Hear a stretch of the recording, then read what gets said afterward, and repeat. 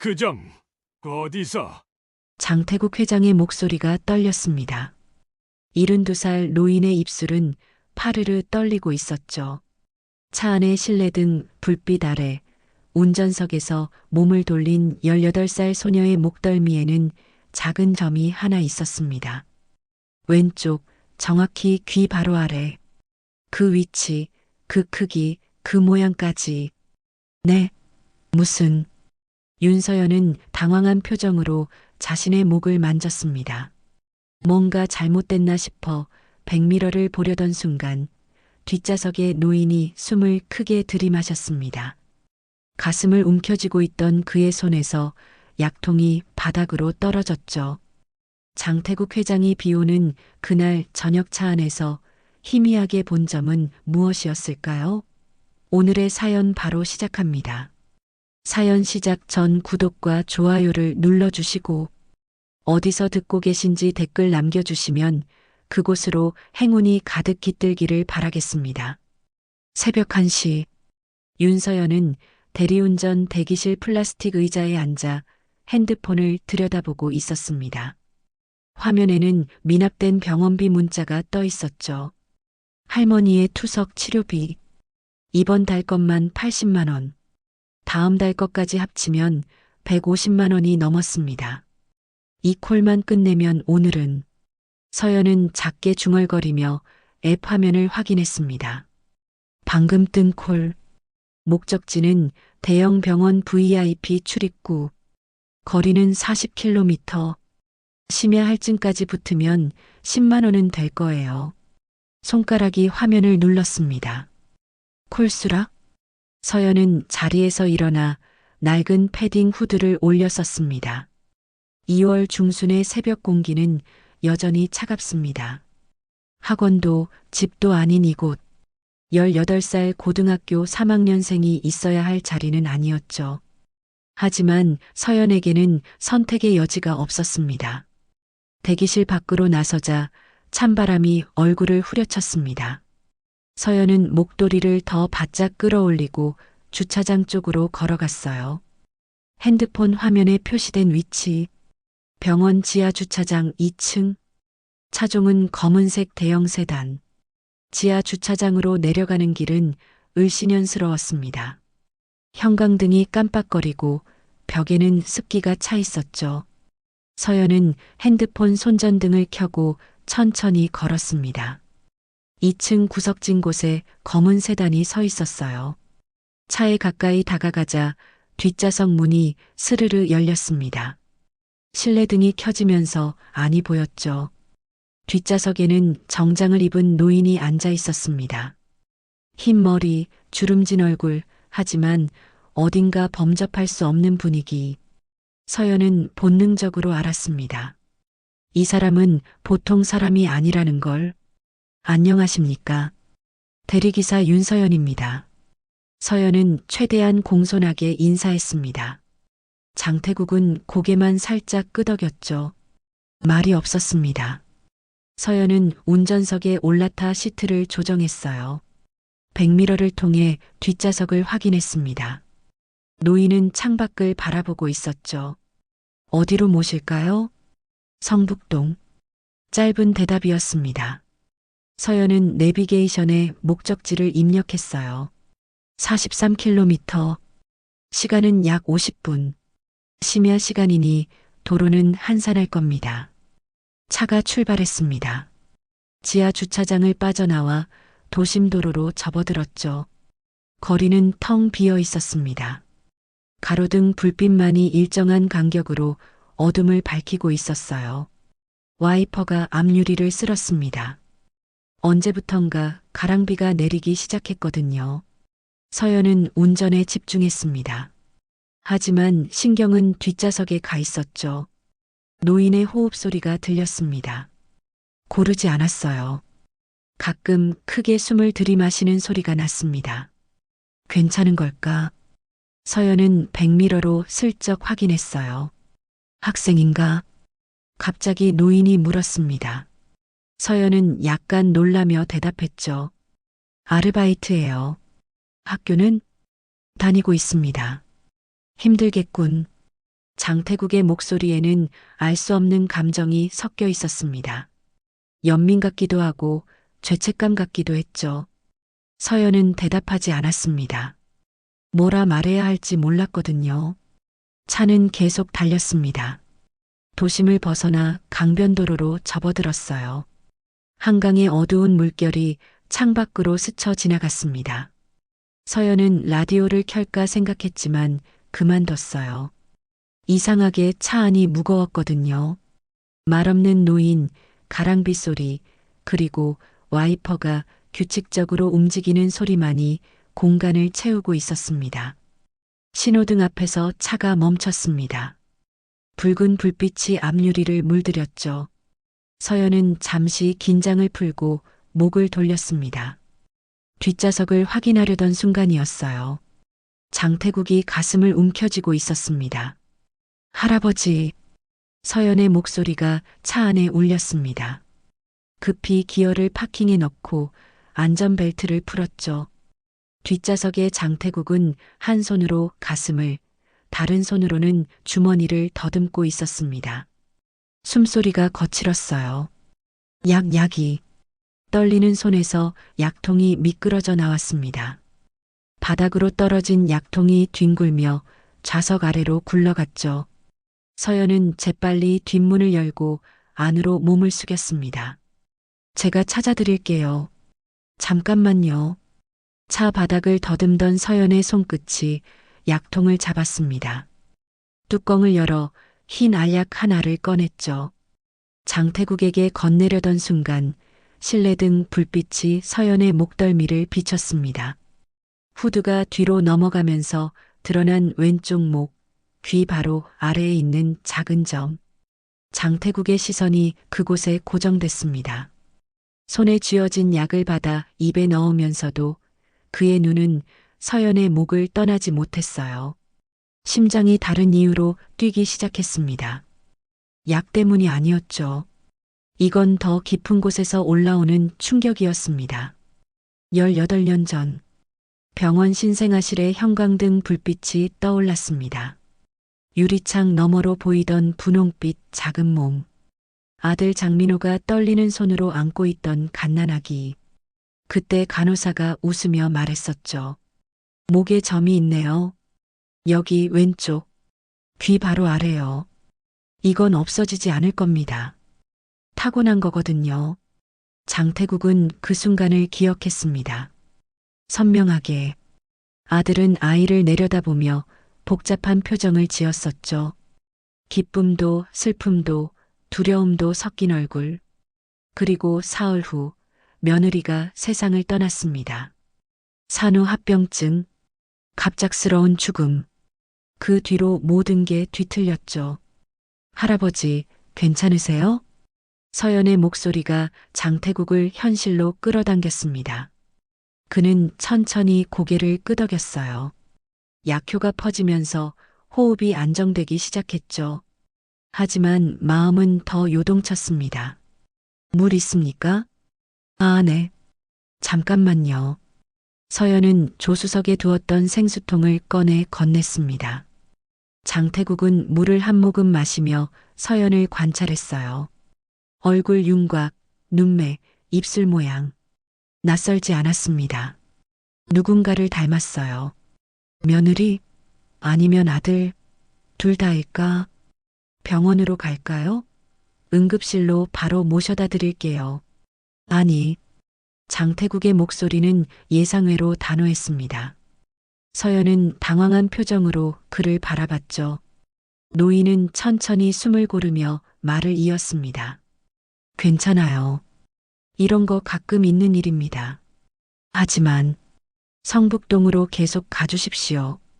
서연은 망설였습니다. 손님이 원한다면 그래야겠지만 노인의 상태가 영 불안해 보였거든요. 하지만 장태국은 이미 창밖을 향해 고개를 돌렸습니다. 대화는 거기서 끝났죠. 서연은 다시 운전석으로 돌아갔습니다. 후드를 다시 올려 쓰고 기어를 드라이브에 넣었어요. 신호등은 이미 파란불로 바뀌어 있었습니다. 차가 천천히 출발했죠. 하지만 뒷좌석의 장태국은 여전히 서연의 뒷모습을 응시하고 있었습니다. 그 점, 18년 전 본 그 점과 똑같았어요. 위치도 크기도 모양도 우연일 리 없었습니다. 윤서연, 그 이름을 속으로 되뇌었습니다. 윤씨, 18년 전 그날 밤 병원에서 사라진 간호사 김정임이 건넨 서류에 적혀 있던 입양 부모의 성도 윤씨였죠. 우연이라고 하기엔 너무 많은 것들이 일치했습니다. 차는 강변도로를 벗어나 북쪽으로 향했습니다. 성북동까지는 아직 20분 정도 남았어요. 장태국은 창밖의 어둠을 바라보며 생각에 잠겼습니다. 확인해야 했습니다. 하지만 어떻게? 갑자기 나타나서 유전자 검사를 하자고 할 수는 없는 노릇이었죠. 저기, 장태국이 조심스럽게 입을 열었습니다. 서연은 백미러로 그를 쳐다봤어요. 네, 말씀하세요. 이름이 뭡니까? 네. 서연의 눈에 의아함이 떠올랐습니다. 대리운전을 하면서 손님에게 이런 질문을 받아본 적이 없었거든요. 장태국은 자신의 질문이 이상하게 들렸다는 걸 알았지만 멈출 수 없었습니다. 성함을 여쭤봐도 될까요? 윤서연입니다. 윤서연. 장태국은 그 이름을 입속에서 천천히 굴렸습니다. 윤서연. 서쪽 서, 인연연. 아름다운 이름이었죠. 하지만 그에게 그 이름은 단순한 소리의 조합이 아니었습니다. 하나의 가능성이었어요. 잃어버렸다고 믿었던 무언가가 다시 돌아올 수 있다는. 몇 살입니까? 서연의 표정이 조금씩 경계심을 띠기 시작했습니다. 손에 쥔 핸들을 더 꽉 쥐었죠. 18살인데요. 생일은? 왜 그런 걸 물으시는 거죠? 장태국은 잠시 말을 멈췄습니다. 서연의 목소리에 불안이 묻어나기 시작했거든요. 너무 성급했습니다. 이 소녀에게 자신은 그저 한밤중에 태운 낯선 노인일 뿐이었죠. 미안합니다. 내가 당신이 아는 사람과 너무 닮아서 그랬어요. 누구요? 옛날에 알던 사람입니다. 장태국은 더 이상 묻지 않았습니다. 서연도 대답하지 않았죠. 차 안은 다시 침묵에 잠겼습니다. 와이퍼만이 규칙적으로 빗물을 쓸어냈어요. 가랑비는 이제 조금 굵어지고 있었습니다. 성북동 주택가로 접어들었습니다. 좁은 골목길을 따라 차가 천천히 올라갔어요. 언덕 위쪽으로 갈수록 집들의 규모가 달라졌습니다. 높은 담장, 철제 대문, 정원수들. 서연은 이런 동네에 와본 적이 거의 없었죠. 여기서 세워주십시오. 장태국이 말했습니다. 서연은 큰 대문 앞에 차를 세웠어요. 대문 너머로 저택의 윤곽이 보였습니다. 2층짜리 양옥, 넓은 정원. 서연이 사는 옥탑방 20개는 좋게 들어갈 크기였죠. 장태국은 천천히 문을 열고 내렸습니다. 몸을 일으키는 동작이 조심스러웠어요. 서연도 차에서 내려 그를 부축하려 했지만 노인은 손을 저었습니다. 괜찮습니다. 정말 병원은 안 가보셔도 됩니다. 장태국은 지갑을 꺼냈습니다. 현금 다발을 꺼내 서연에게 건넸죠. 5만 원권 5장. 25만 원이었습니다. 앱에 표시된 요금은 12만 원이었는데 너무 많으신데요. 팁입니다. 이건 너무. 받으십시오. 장태국의 목소리에는 거절할 수 없는 무게가 실려 있었습니다. 서연은 떨리는 손으로 돈을 받았어요. 25만 원. 할머니 병원비 2달치였습니다. 감사합니다. 서연이 고개를 숙여 인사했습니다. 장태국은 그녀를 물끄러미 바라봤어요. 비에 젖은 후드, 낡은 패딩, 하지만 반듯한 자세. 이 소녀는 힘들게 살고 있었습니다. 혹시, 정말 혹시라도 그 아이라면 또 부를 수 있을까요? 네. 대리운전 말입니다. 당신을 지명해서 부를 수 있습니까? 서연은 잠시 망설이다 고개를 끄덕였습니다. 이상한 손님이긴 했지만 팁을 이렇게 주는 사람은 처음이었거든요. 가능합니다. 앱에서 기사 지명하기 누르시면 돼요. 그렇게 하겠습니다. 장태국은 한 번 더 서연을 바라봤습니다. 그리고 천천히 대문 안으로 들어갔죠. 철제 대문이 닫히는 소리가 새벽 공기를 갈랐습니다. 서연은 차에 올라탔습니다. 손에 쥔 돈을 내려다봤어요. 25만 원. 믿기지 않았습니다. 오늘 하루 번 돈이 30만 원이 넘었죠.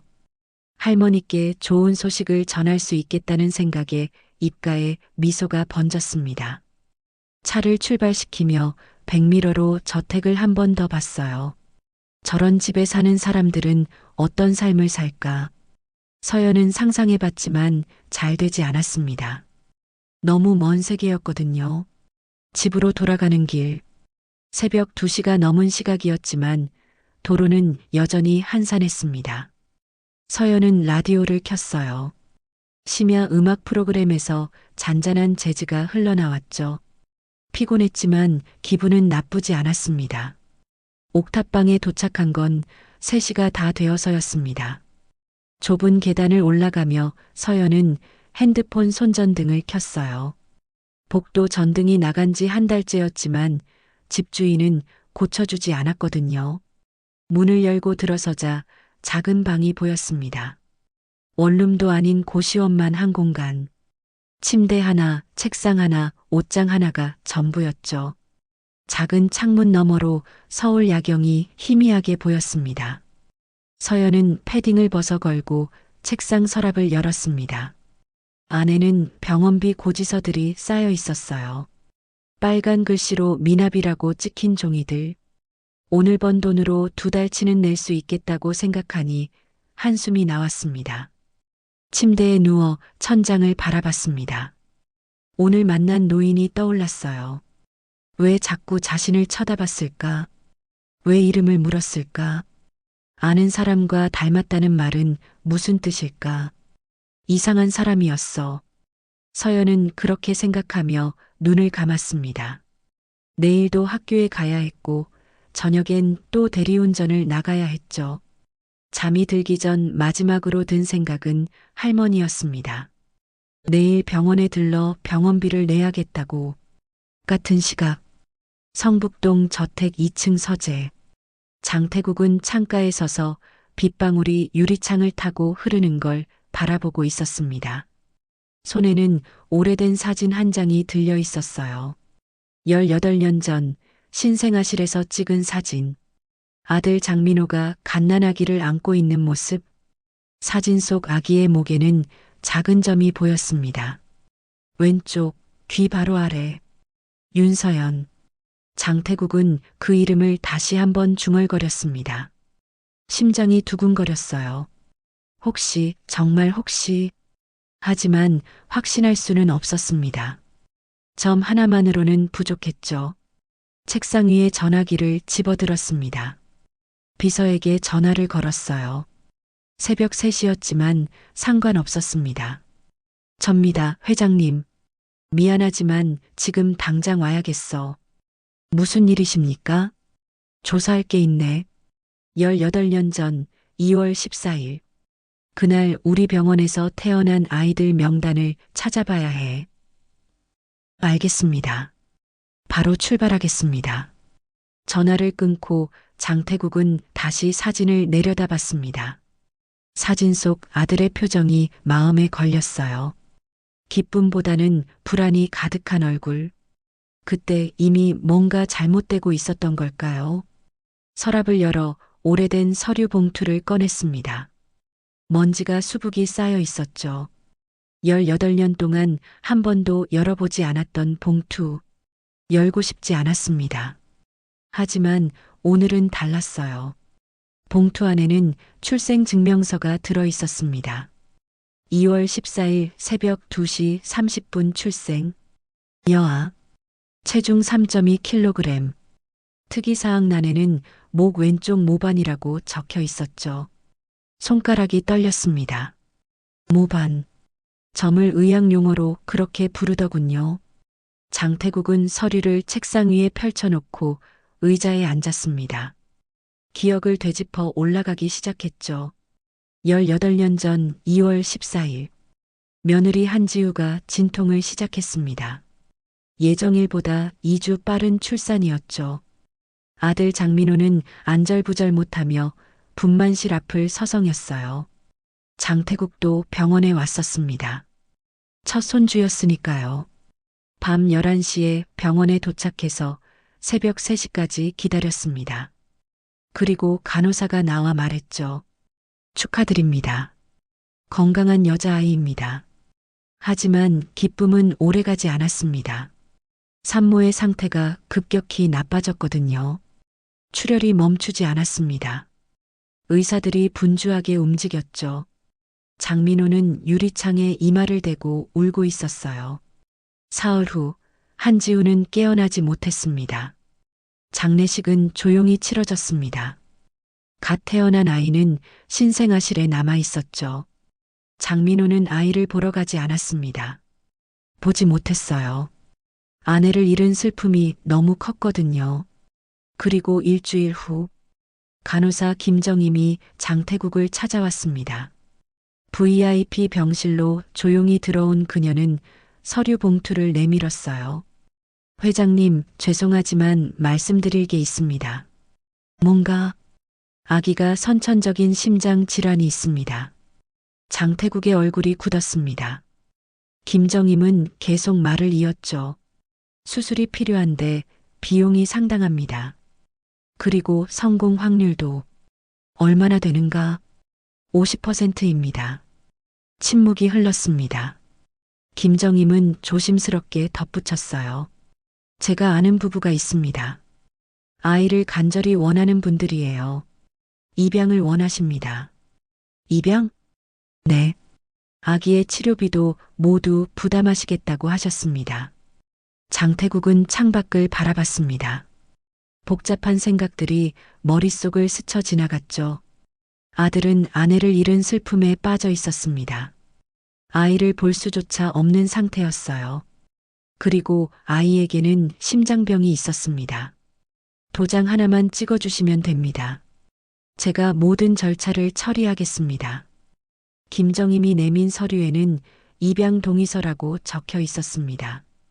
장태국은 펜을 집어들었어요. 손이 떨렸습니다. 정말 이게 맞는 걸까? 하지만 다른 선택지가 보이지 않았죠. 도장이 서류에 찍혔습니다.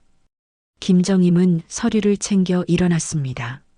문을 나가기 전 돌아보며 말했죠. 좋은 가정에 보내드리겠습니다. 걱정하지 마십시오. 그게 마지막이었습니다. 김정임은 그 후 병원에서 사라졌어요. 연락도 닿지 않았습니다. 장태국은 나중에서야 그녀가 퇴사했다는 걸 알았죠. 아이는 어디로 갔는지, 누가 입양했는지, 수술은 잘 받았는지 아무것도 모른 채 세월이 흘렀습니다. 장민호에게는 아이가 죽었다고 말했습니다. 심장병으로 일주일을 버티지 못했다고. 아들은 울지도 않았어요. 이미 너무 많이 울어서 눈물이 마른 것처럼 보였죠. 그렇게 18년이 지났습니다. 장태국은 그 일을 잊으려 애썼습니다.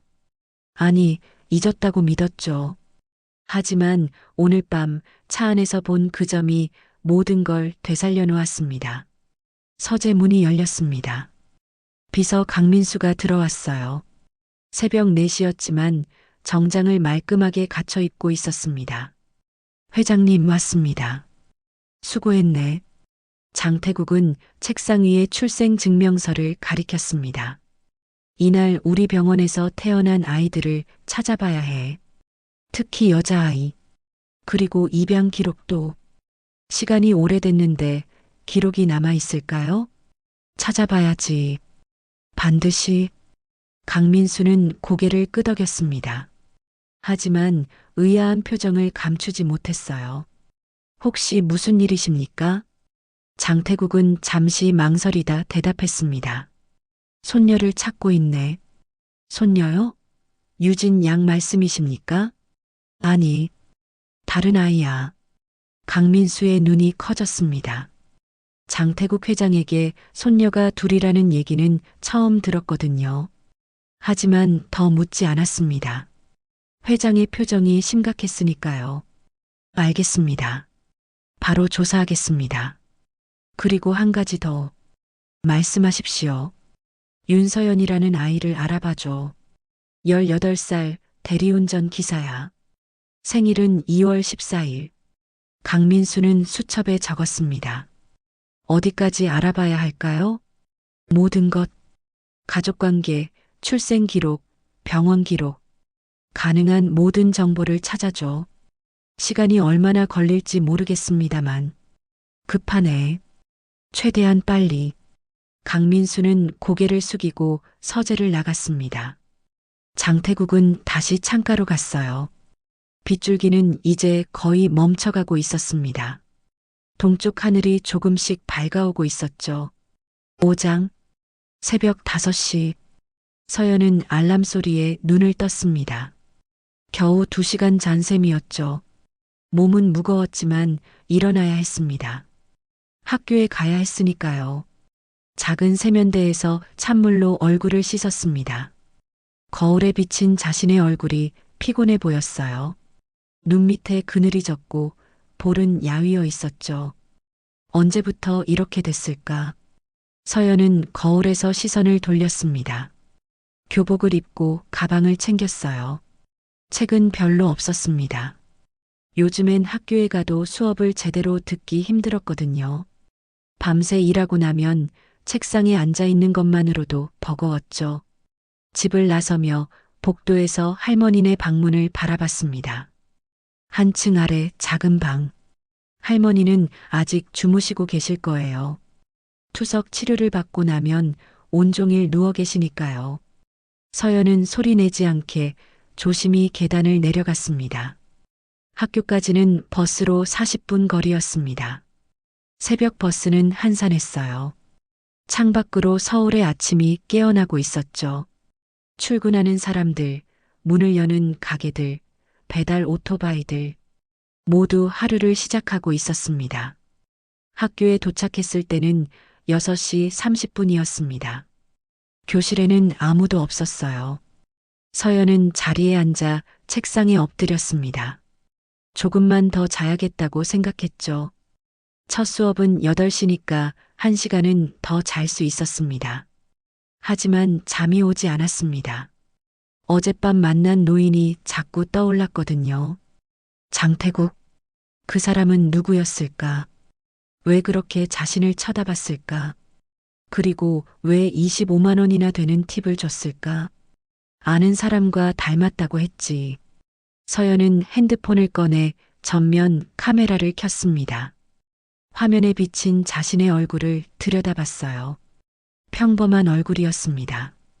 특별히 예쁘지도 특이하지도 않았죠. 누구를 닮았다는 걸까? 목을 만져봤습니다. 왼쪽 귀 밑에 있는 작은 점. 태어날 때부터 있던 거라고 할머니가 말씀하셨죠. 서연은 이 점을 별로 신경 쓰지 않았습니다. 작았으니까요. 하지만 어젯밤 노인은 이 점을 봤습니다.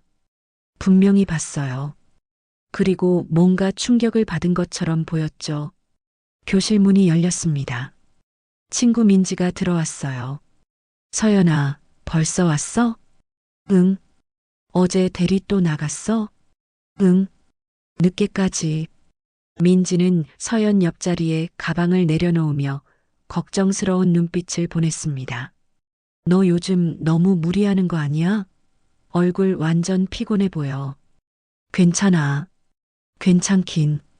수업 시간에 자는 것도 모자라 이제 지각도 하잖아. 서연은 대답하지 않았습니다. 뭐라 말할 수 있겠습니까? 할머니 병원비를 벌어야 하는데. 다른 방법이 없는데. 담임쌤이 너 찾으시던데. 오늘 상담실로 오래. 또? 응. 진로 상담인가 봐. 서연은 한숨을 쉬었습니다. 진로 상담. 대학 얘기를 하시겠죠. 하지만 서연에게 대학은 너무 먼 이야기였습니다.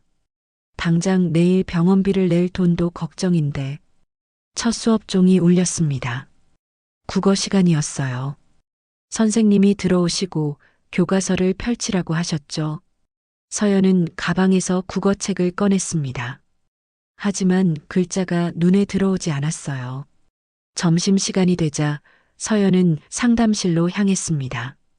복도를 걸어가며 창밖을 봤어요. 운동장에서 아이들이 농구를 하고 있었습니다. 웃고 떠드는 소리가 들렸죠. 저렇게 걱정 없이 웃을 수 있다는 게 부러웠습니다. 상담실 문을 두드렸습니다. 들어와. 담임 선생님이 책상 앞에 앉아 계셨습니다. 50대 중반, 인자한 인상의 여선생님이었죠. 서연아, 앉아. 서연은 의자에 앉았습니다. 선생님은 파일을 펼치며 말씀하셨어요. 요즘 학교 생활이 힘든 것 같더라. 수업 시간에도 자주 졸고. 죄송합니다. 사과할 일이 아니야. 선생님이 걱정돼서 하는 말이야. 침묵이 흘렀습니다. 선생님은 안경을 벗어 닦으며 조심스럽게 물었어요. 아르바이트 때문에 그런 거지? 서연은 고개를 끄덕였습니다. 할머니 병원비 때문이라고 들었어. 투석 치료 받으신다며. 네. 혹시 학교에서 도와줄 수 있는 게 없을까? 장학금이라든지. 괜찮습니다. 서연은 빨리 대답했습니다. 도움받고 싶지 않았어요. 자신의 문제는 자신이 해결하고 싶었죠. 선생님은 한숨을 쉬셨습니다. 대학은 생각해 봤어? 성적은 괜찮은데. 아직 잘 모르겠습니다. 장학금 받으면서 다닐 수도 있어. 요즘은 지원 제도가 많아졌거든. 하지만 서연에게 대학은 사치였습니다. 당장 내년에 할머니가 어떻게 되실지도 모르는데 4년 동안 학교를 다닌다는 게 상상이 되지 않았죠. 생각해 보겠습니다. 그래. 힘들면 언제든 선생님한테 와. 알았지? 네. 상담실을 나오며 서연은 복도 창문에 기댔습니다. 가슴이 답답했어요. 모두 좋은 말씀을 해주시지만 결국 현실은 바뀌지 않았습니다. 할머니는 아프시고 돈은 없고 시간도 부족했죠. 핸드폰이 울렸습니다. 문자였어요. 대리운전 앱에서 온 알림이었습니다. 지명 콜 요청이 있습니다. 수락하시겠습니까? 지명 콜? 서연은 화면을 눌렀습니다. 요청자 이름은 나오지 않았지만 픽업 장소가 표시되어 있었어요. 성북동. 어젯밤 그 저택. 장태국이었습니다. 서연은 잠시 망설였습니다. 이상한 손님이었지만 팁은 좋았죠. 그리고 뭔가 마음에 걸리는 구석도 있었습니다. 왜 자꾸 생각나는 걸까? 수락 버튼을 눌렀습니다. 시간은 오늘 저녁 7시. 서연은 핸드폰을 주머니에 넣고 교실로 돌아갔어요. 오후 수업을 견뎌야 했습니다. 그리고 저녁엔 다시 성북동으로 가야 했죠. 같은 시각, 장태국은 서재에서 비서 강민수의 보고를 듣고 있었습니다. 윤서연, 18살, 현재 고등학교 3학년 재학 중입니다. 가족은 할머니 한 분과 단둘이 살고 있습니다. 부모님은 강민수가 서류를 넘겼습니다. 기록이 없습니다. 없다니 입양된 것으로 추정됩니다. 출생신고는 2월 14일에 되어 있는데 생부모 기록이 공백입니다. 장태국의 심장이 뛰기 시작했습니다. 6장, 입양 기록을 찾아봤나? 그게 쉽지 않습니다. 강민수는 다른 서류를 꺼냈습니다. 입양 특례법상 기록이 봉인되어 있습니다. 법원 허가 없이는 열람이 불가능하죠. 장태국은 책상을 손으로 짚었습니다. 다리에 힘이 빠지는 것 같았어요. 그럼 확인할 방법이 없다는 건가? 공식적으로는 그렇습니다. 하지만 강민수는 조심스럽게 말을 이었습니다. 비공식적으로 알아볼 수는 있습니다. 시간이 걸리겠지만요. 얼마나? 일주일 정도 예상됩니다. 장태국은 고개를 저었습니다. 일주일은 너무 길었어요. 당장 오늘이라도 확인하고 싶었죠. 유전자 검사는 어떤가? 동의가 필요합니다. 본인의 동의 없이는 불가능하죠. 그렇겠지. 장태국은 의자에 앉았습니다. 머리가 복잡했어요. 어떻게 접근해야 할까? 갑자기 나타나서 검사를 하자고 할 수는 없는 노릇이었습니다. 할머니는 어떤 분인가? 윤명자, 73세, 만성 신부전으로 투석 치료를 받고 계십니다. 경제적으로는 어렵습니다. 기초생활수급자로 등록되어 있고 병원비는 대부분 의료보험으로 충당하지만 본인 부담금이 만만치 않습니다. 그래서 아이가 밤늦게까지 대리운전을 하는 거였군요. 장태국은 가슴이 아팠습니다. 18살. 공부하고 친구들과 놀아야 할 나이인데 학교 성적은 상위권입니다. 특히 국어와 영어가 우수하다고 나와 있습니다. 하지만 최근 들어 결석과 지각이 잦아졌다고 하더군요. 장태국은 눈을 감았습니다. 정말 만약 저 아이가 손녀라면 이런 삶을 살게 한 건 자기 때문이었습니다. 18년 전 그 도장만 찍지 않았더라면 병원 기록은 출생병원은 저희 한빛병원이 맞습니다. 2월 14일 새벽 2시 30분 출생으로 기록되어 있습니다. 같은 시각이었습니다. 장태국의 손녀가 태어난 시각과 정확히 일치했죠. 특이사항은 선천성 심실 중격 결손증. 장태국의 눈이 커졌습니다. 심장병. 18년 전 김정임이 말했던 그 병이었습니다. 수술 기록이 있나?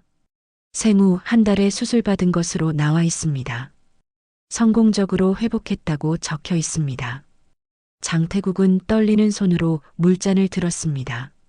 물을 한 모금 마셨지만 목이 마른 건 가라앉지 않았어요. 모든 게 일치했습니다. 생년월일, 출생시각, 출생병원, 심장병, 그리고 목의 점. 회장님, 강민수가 조심스럽게 말했습니다. 혹시 정말 그 아이가 맞다고 생각하십니까? 그럴 가능성이 높아 보이네. 하지만 확신할 수는 없습니다. 우연의 일치일 수도 있죠. 장태국은 고개를 저었습니다. 우연이라고 하기엔 너무 많은 것들이 겹쳤습니다. 오늘 저녁에 아이를 다시 만날 거야. 어떻게 하실 겁니까? 천천히 접근해야지. 일단 신뢰를 쌓고. 강민수는 수첩에 메모했습니다. 도와드릴 일이 있으면 말씀하십시오. 계속 조사해줘. 특히 18년 전 그날의 기록을. 입양을 진행했던 간호사 김정임도 찾아봐야 해. 알겠습니다. 강민수가 나가고 서재는 다시 조용해졌습니다. 장태국은 창밖을 바라봤어요. 오후 햇살이 정원을 비추고 있었습니다. 아름다운 날씨였죠. 문이 열렸습니다. 손녀 장유진이 들어왔어요. 18살 서연과 같은 나이. 하지만 두 아이의 삶은 너무 달랐습니다. 할아버지, 뭐 하세요? 유진은 밝은 목소리로 물었습니다. 사립학교 교복을 입고 있었죠. 방과 후 수업을 마치고 온 모양이었습니다. 그냥 생각 좀 하고 있었어. 무슨 생각이요? 장태국은 손녀를 바라봤습니다. 예쁘장한 얼굴, 밝은 눈빛. 부족한 게 없이 자란 아이였죠. 좋은 학교, 좋은 친구들, 좋은 환경. 하지만 어딘가 공허해 보였습니다. 유진아. 네. 너는 행복하니? 유진은 고개를 갸우뚱했습니다. 예상치 못한 질문이었거든요. 갑자기 왜 그러세요? 그냥 궁금해서. 유진은 잠시 생각하다 웃었습니다. 행복하죠. 할아버지가 계시잖아요. 하지만 그 웃음 뒤에 뭔가 숨겨진 게 있다는 걸 장태국은 알았습니다. 이 아이도 외로웠어요. 아버지는 일만 하고 어머니는 사교 모임에 바빴죠. 할아버지만이 유일한 가족이었습니다. 저녁은 먹었니? 아직이요. 할아버지랑 같이 먹으려고요. 오늘은 안 되겠구나. 할아버지가 나가봐야 해서. 어디 가세요? 볼 일이 있어. 유진의 얼굴에 실망이 스쳤습니다. 하지만 금방 감췄죠. 그럼 내일 같이 먹어요. 그래, 그러자. 유진이 나가고 장태국은 시계를 봤습니다. 오후 5시. 2시간 후면 서연이 올 거예요. 무슨 말을 해야 할까? 어떻게 접근해야 할까? 저녁 7시. 서연은 성북동 저택 앞에 도착했습니다. 어젯밤과 같은 장소였죠. 대문이 열리고 장태국이 나왔습니다. 오늘은 좀 더 편한 옷차림이었어요. 스웨터에 코트를 걸친 모습. 안녕하십니까? 서연이 차에서 내려 인사했습니다. 장태국은 고개를 끄덕이며 뒷좌석에 탔죠. 어디로 모셔드릴까요? 잠깐.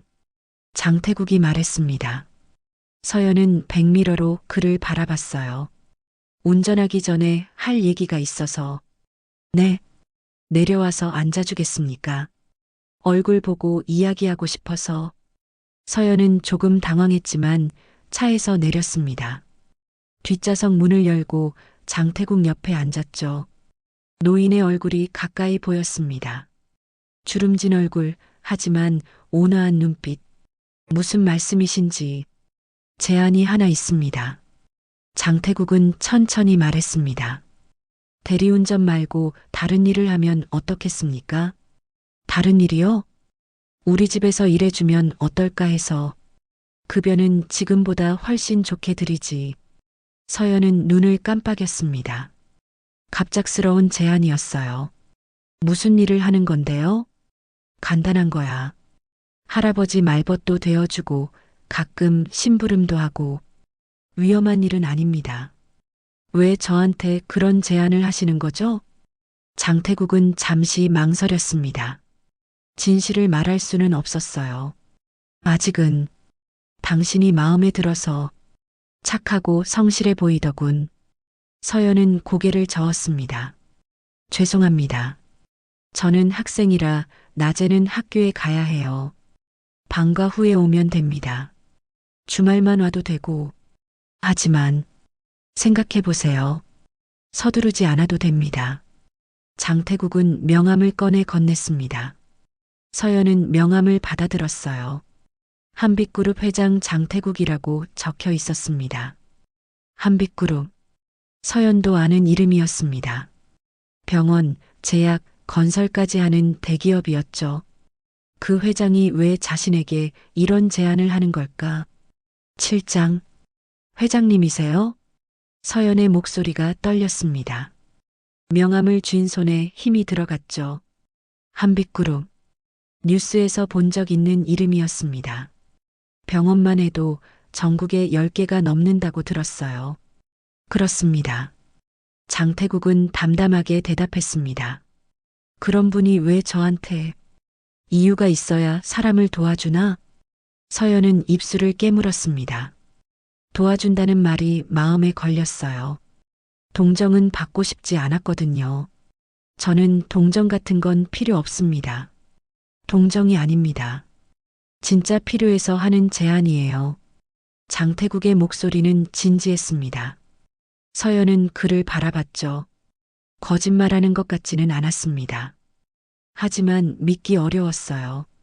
생각해 보겠습니다. 그래요. 천천히 생각하십시오. 장태국은 가방에서 봉투 하나를 꺼냈습니다. 두툼한 봉투였어요. 이건 선불입니다. 결정하든 안 하든 받으세요. 아니, 이건 못 받습니다. 서연이 손을 내저었습니다.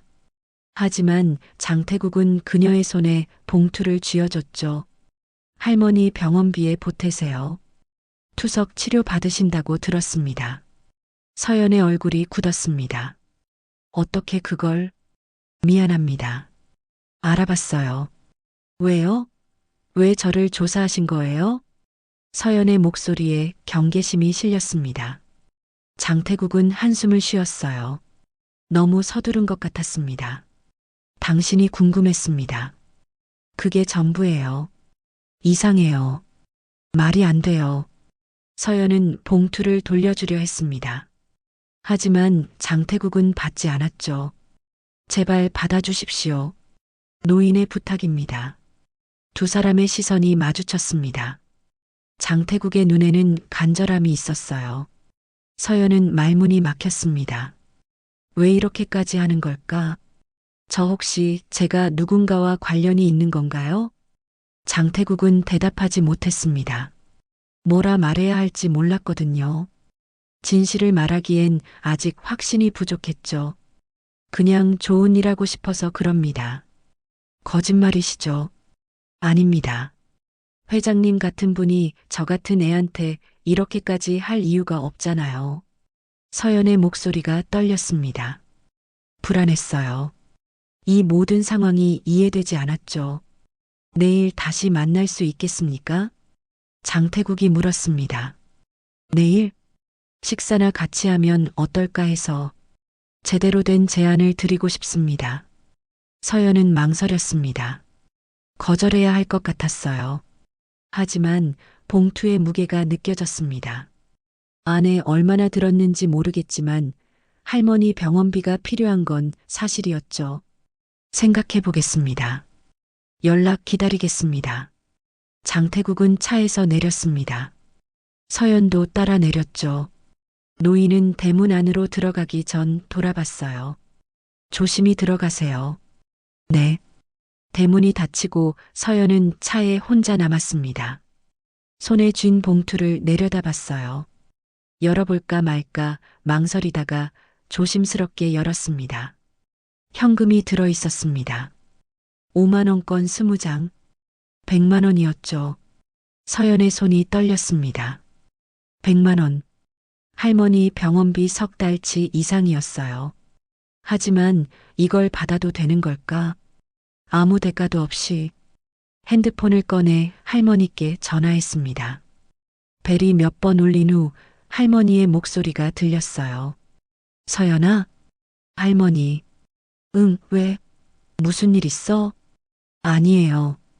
그냥 목소리 듣고 싶어서요. 할머니는 웃으셨습니다. 따뜻한 웃음소리였죠. 우리 서연이. 밥은 먹었어? 네. 할머니는요? 먹었지. 옆집 아주머니가 반찬 갖다 주셨어. 몸은 좀 어때요? 괜찮아. 걱정 마라. 하지만 목소리에 힘이 없었습니다. 서연은 가슴이 아팠어요. 할머니, 제가 곧 돈 벌어서 좋은 데로 이사 갈게요. 에이, 그런 소리 하지 마. 여기도 좋아. 좋긴요. 겨울에 춥잖아요. 괜찮다니까. 너나 공부 열심히 해. 서연은 더 말하지 못했습니다. 목이 메었거든요. 할머니 사랑해요. 나도 사랑한다. 우리 서연이. 전화를 끊고 서연은 한참 앉아 있었습니다. 100만 원. 이 돈이면 당장 필요한 병원비를 낼 수 있었어요. 하지만 받아도 되는 걸까? 내일 만나서 제대로 물어보자. 서연은 그렇게 마음먹었습니다. 장태국이 왜 자신에게 관심을 갖는지, 진짜 이유가 뭔지 확실하게 알아야 했죠.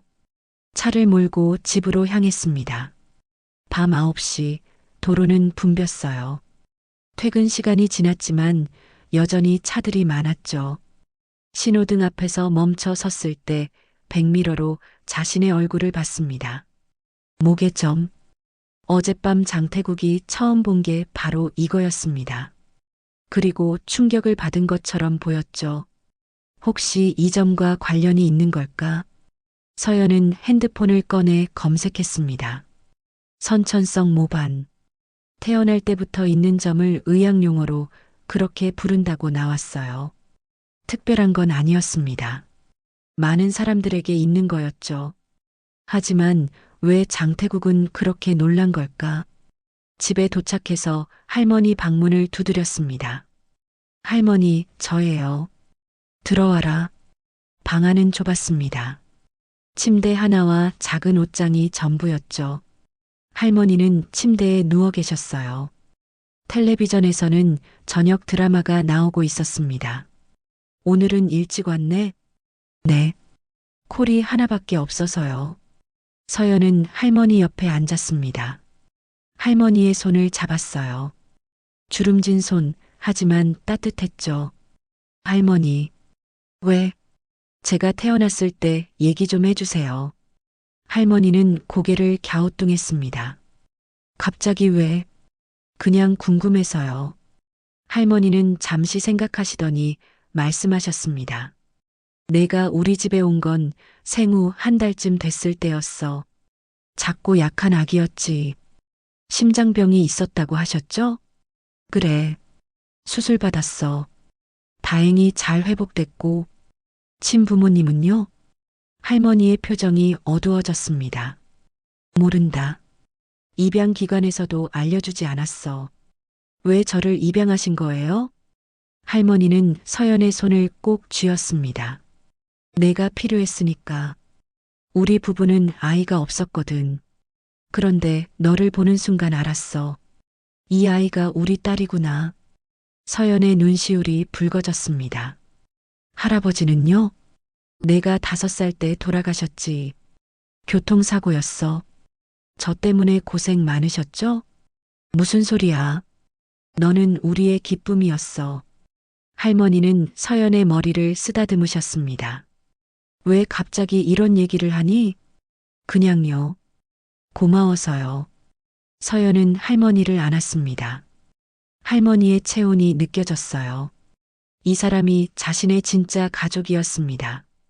피가 섞이지 않았어도 사랑으로 이어진 가족이었죠. 방으로 돌아와 침대에 누웠습니다.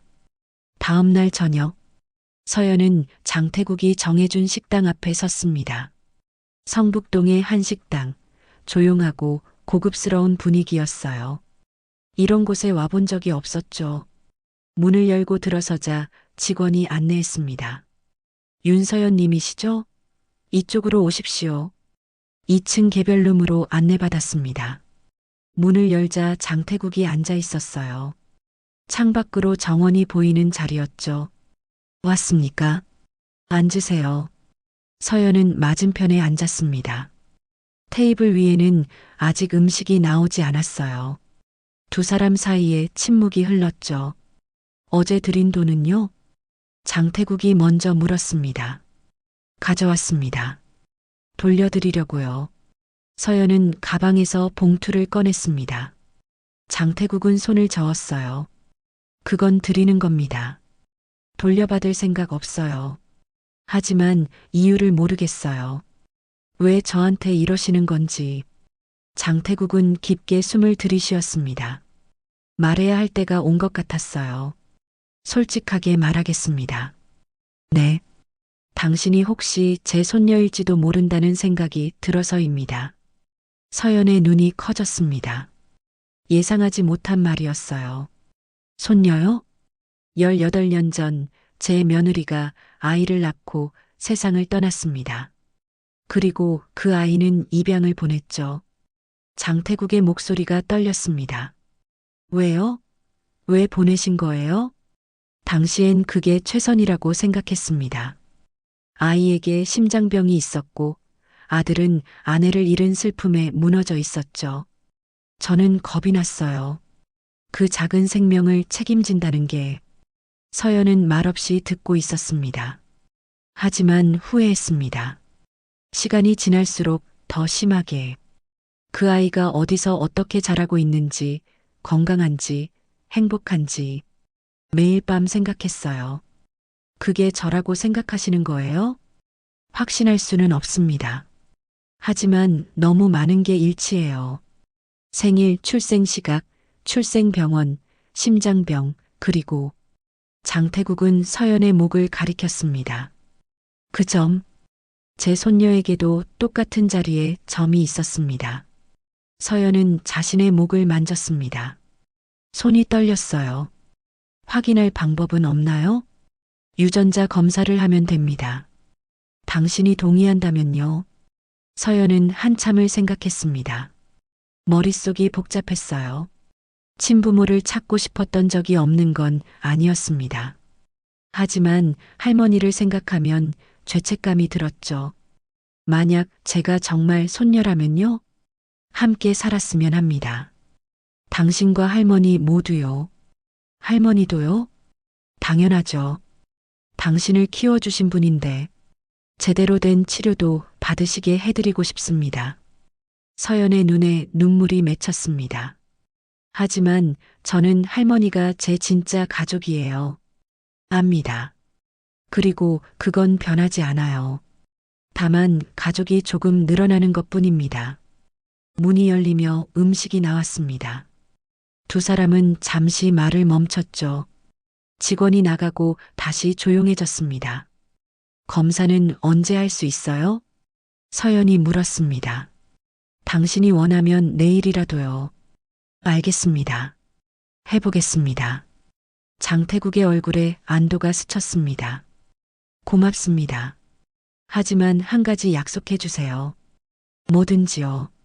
결과가 어떻게 나오든 할머니는 제가 돌볼게요. 혼자서요. 장태국은 고개를 끄덕였습니다. 물론입니다. 하지만 도움이 필요하면 언제든 말해주세요. 두 사람은 식사를 시작했습니다.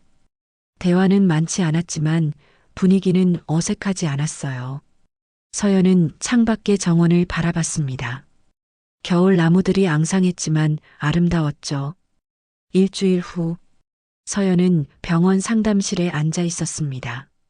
맞은편에는 장태국이, 옆에는 할머니가 앉아 계셨어요. 의사가 서류를 들고 들어왔습니다. 유전자 검사 결과가 나왔습니다. 세 사람 모두 숨을 죽였습니다. 장태국 씨와 윤서연 씨는 생물학적으로 조성 관계가 맞습니다. 서연은 장태국을 바라봤습니다. 노인의 눈에서 눈물이 흘러내리고 있었어요. 정말 당신이었군요. 장태국의 목소리가 떨렸습니다. 서연도 울음이 터져 나왔죠. 할머니가 서연의 손을 꼭 잡아주셨습니다. 괜찮아. 괜찮단다. 상담실을 나와 복도에 섰을 때 장태국이 말했습니다. 이제 집으로 갈까요? 우리 집으로요. 서연은 할머니를 바라봤습니다. 할머니는 웃으며 고개를 끄덕이셨어요. 가자. 새로운 시작이다. 성북동 저택. 현관문이 열리자 넓은 거실이 보였습니다. 서연은 멈춰 섰어요. 이곳이 이제 자신의 집이라는 게 실감나지 않았죠. 들어오세요. 여기가 당신의 집입니다. 장태국이 말했습니다. 계단 위에서 누군가 내려왔어요. 18살 소녀 장유진이었습니다. 할아버지, 누구세요? 유진아, 인사해라. 내 언니야. 쌍둥이 언니. 유진의 눈이 커졌습니다. 서연도 놀랐어요. 쌍둥이요? 장태국은 고개를 끄덕였습니다. 그날 밤 쌍둥이가 태어났었어요. 하지만 나는 한 아이만 입양 보냈죠. 한 명은 남기고. 왜요? 겁이 났습니다. 둘 다 보낼 용기가 없었어요. 그래서 한 명은 남겼죠. 유진이를요. 서연은 유진을 바라봤습니다. 자신과 닮은 얼굴, 눈매, 코, 입술, 거울을 보는 것 같았어요. 언니, 유진이 조심스럽게 다가왔습니다. 두 소녀는 서로를 바라봤죠. 안녕. 서연이 먼저 말했습니다. 유진은 울음을 터뜨렸어요. 서연도 함께 울었습니다.